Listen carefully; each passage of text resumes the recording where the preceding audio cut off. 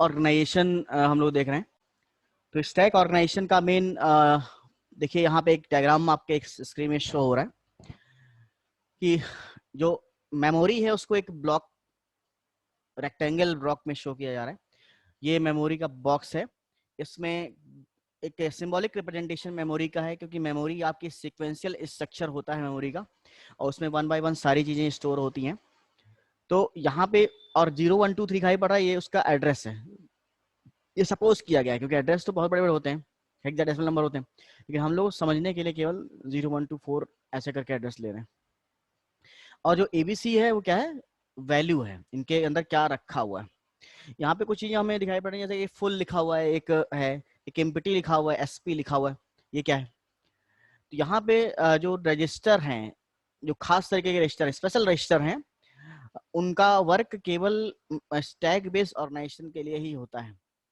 तो जो full register है, वो रजिस्टर जो होता है वो आपके स्टैक की फुल कंडीशन को दिखाता है कि उसमें टोटल वैल्यू फिल हो चुकी है, there is no need to enter any further more value.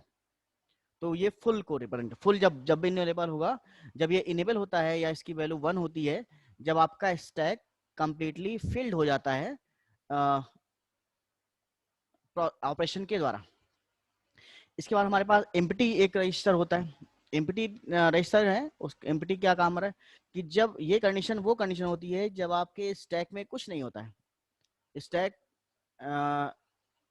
के अंदर कोई भी वैल्यू नहीं है, और ये स्टैक कुछ अलग से नहीं स्ट्रक्चर है, ये मेमोरी का एक पोर्शन, एक block processor as a stack की तरह यूज करता है। जैसे बहुत मेमोरी तो बहुत बड़ी है आपकी, तो उस मेमोरी का जो रैंडम एक्सेस मेमोरी, मेन में प्राइमरी मेमोरी का कुछ सेक्शन जो होता है वो एज ए स्टैक मेमोरी की तरह यूज किया जाता है। तो वो सेक्शन कैसे होगा, उसका एक स्टार्टिंग एड्रेस होगा और उसका एक एंड एड्रेस होगा। मान लिया कि वो 0 से स्टार्ट हो रहा है, 63 से जा रहा है, या 1005 से स्टार्ट हो रहा है, 10,005 तक जा रहा है।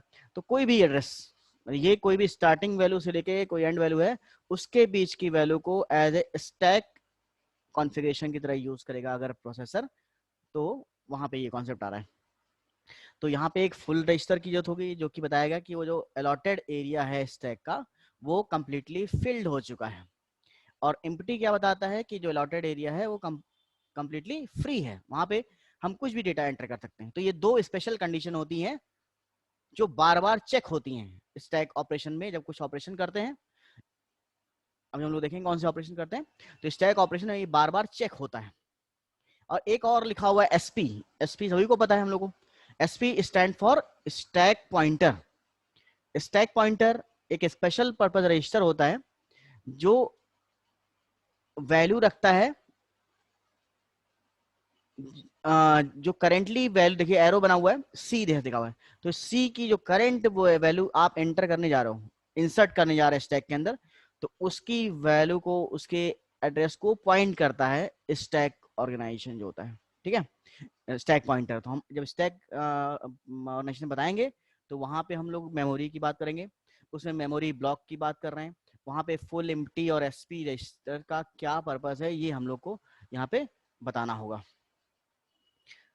तो ये थोड़ा सा हो गया। अब देखिए क्या लिखा हुआ है, the useful feature that is included in the CPU of most computer is a stack.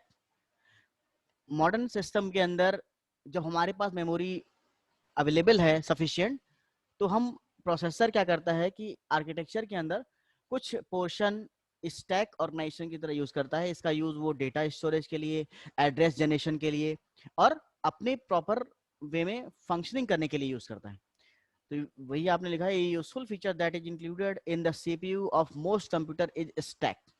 और इसको हम लोग किस नाम से जानते हैं, last in first out. Last in first out, इसको समझते हैं क्या होता है। ये इसका एक डेटा इंसर्शन का मेथड है, last in first out, LIFO बोलते हैं।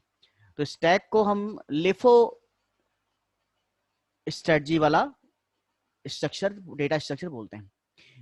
तो stack is a storage device that store information in such a manner that the item stored last is the first item retrieved। अब यहां पे देखिए एक्सप्लेन किया गया है कि लास्ट इन फर्स्ट आउट होता क्या है कि stack is a storage device that stores information in such a manner that the item stored last is the first item retrieve. Stack एक ऐसा स्टोरेज कॉन्सेप्ट है जिसके अंदर जो भी डेटा वैल्यू स्टोर होती है वो item stored last is the first item retrieve. जो वैल्यू लास्ट में आप एंटर करेंगे, जो डेटा वैल्यू लास्ट में एंटर करेंगे वो पहले रिट्रीव की जाएगी। जैसे आप यहाँ सपोज करिए ABC एंटर कर रहे हैं तो लास्ट पहले A एंटर हुआ, फिर B एंटर हुआ, फिर C एंटर हुआ, तो लास्ट में कौन सा एंटर हुआ? C एंटर हुआ।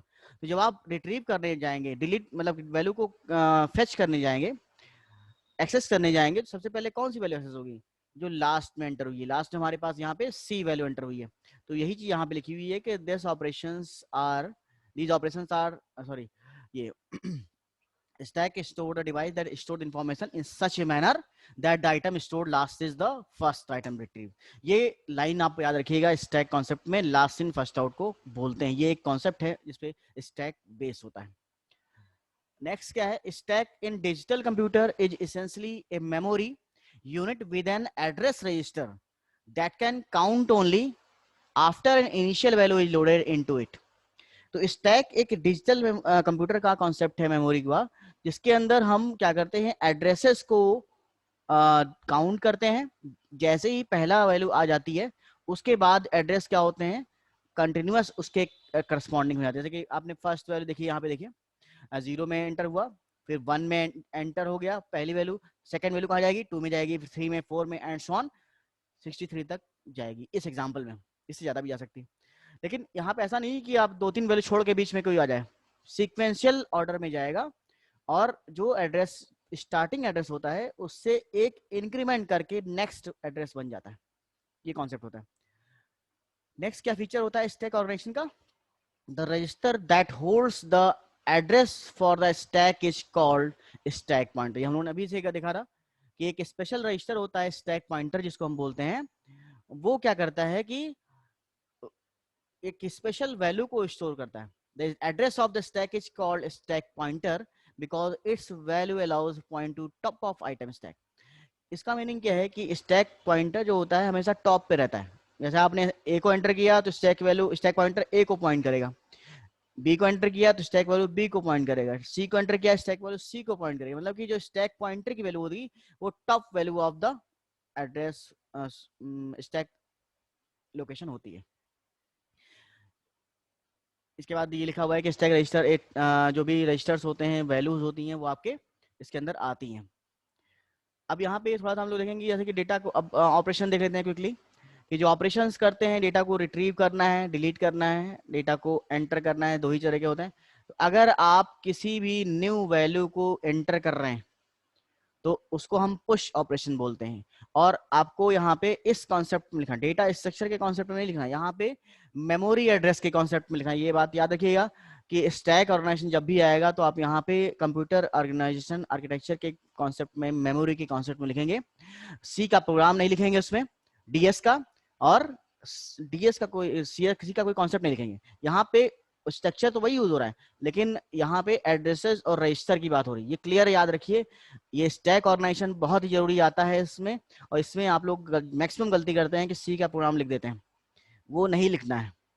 यहाँ पे केवल ऑपरेशन बनाना, देखिए 4 लाइन लिखी हुई है। अगर द पुश ऑपरेशन क्या करता है कि आप किसी भी न्यू वैल्यू को इंसर्ट करना चाहते हो अपने स्टैक के अंदर, तो करना क्या है, करेंटली इस कोड को समझते हैं। ये एक असेंबली कोड है। सबसे पहले हमारा जो स्टैक पॉइंटर होता है करंट लोकेशन को शो करता है कि हमारा, मान लिया कि शुरुआत में 0 है, पहली वैल्यू इंसर्ट कर रहे हैं, तो क्या होगा, स्टैक पॉइंटर पहले इंक्रीमेंट किया जाएगा। नया एड्रेस 0 है तो अब क्या हो जाएगा, 1 हो जाएगा। तो स्टैक पॉइंटर अब 1 को पॉइंट करने लगा, पहला काम हो गया। इसके बाद हमने क्या करना है कि देखिए, right item on the top of the stack, हमेशा वैल्यू टॉप से ही जाएगी। तो आपने जब एक इंक्रीमेंट कर लिया स्टैक पॉइंटर को, तो आप क्या पॉइंट करने लगा, 1 पॉइंट करने लगा। और वहां पे हम, जैसे मैं सपोज करिए 1 पॉइंट कर रहा है, तो आप ए को आपने इंसर्ट कर दिया, वैल्यू आ चुकी है। इसके बाद चेक कर रहे हैं, if SP is equal to 0 then full -1, check if stack is full. यहाँ पे ये देख दिखा इस कंडीशन में क्या चेक कर रहे हैं कि ये एक कंडीशन बनी हुई है कि आप बार बार ये लूप चलेगा, बार बार वैल्यू इंसर्ट होगी, लेकिन कब तक वैल्यू इंसर्ट होंगी, मैंने बताया आपको जब तक फुल नहीं हो जाएगा। जैसे ही फुल हो जाएगा, ये फुल की वैल्यू हो जाए आ जाएगी, या बार बार हम चेक करते जाते हैं। फुल 1 तो नहीं है, फुल 1 का मतलब है कि अब कोई नेक्स्ट वैल्यू नहीं आ सकती है। तो यही चेक हो रहा है यहाँ पे कि इफ अगर फुल है, अगर फुल है तो स्टैक पॉइंटर को तुरंत 0 कर देते हैं, और हम फुल का जो रजिस्टर है उसको 1 इनेबल कर देते हैं। जैसे हम टॉप पे पहुंच जाते हैं तो हम फर्दर उसमें कुछ ऐड नहीं कर सकते हैं। तो ये चीज आपकी हो गई। और जो एम्प्टी होता है उसको 0 कर दिया जाता है। तो हम दिखा देते हैं कि अब आगे अब कोई भी पुश ऑपरेशन नहीं हो सकता है इसके अंदर। इसी तरह से पॉप ऑपरेशन देख लेते हैं। पॉप ऑपरेशन में डिलीशन करना है, तो डिलीशन में क्या होता है, पहले कि हम वैल्यू मान लिया सी वैल्यू डिलीट करने जा रहे हो, तो सी को हम क्या करेंगे, कॉपी कर लेंगे कहीं पे।